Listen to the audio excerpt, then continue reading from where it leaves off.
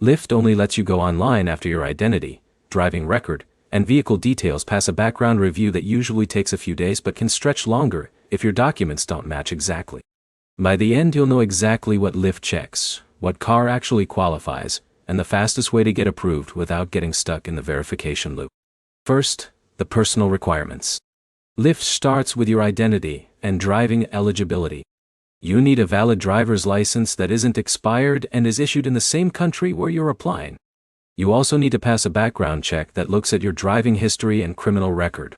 Anything inconsistent between your license info and your application is a common reason for delays. Next is the driving history review. Lyft looks for patterns like repeated serious violations or recent major incidents. Minor tickets usually matter less than consistent, unsafe driving behavior. If your record is clean or mostly clean, you're typically fine here. Now the car requirements. Lyft doesn't just accept any vehicle.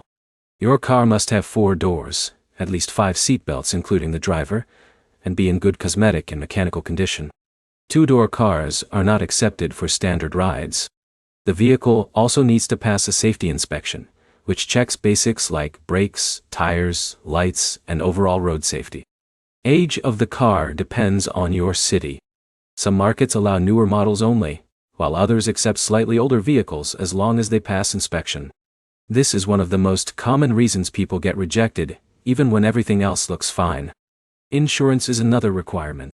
You need active personal auto insurance that matches your vehicle and your name.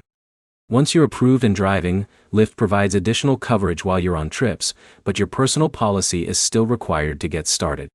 Then, there's the onboarding process itself.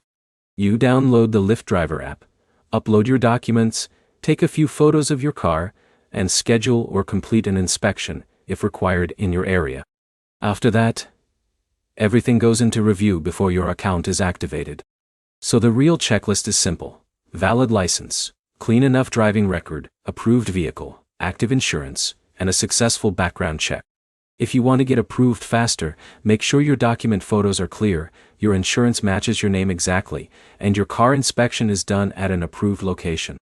If this helped, like the video and subscribe for more simple breakdowns of how rideshare apps actually work without the confusion.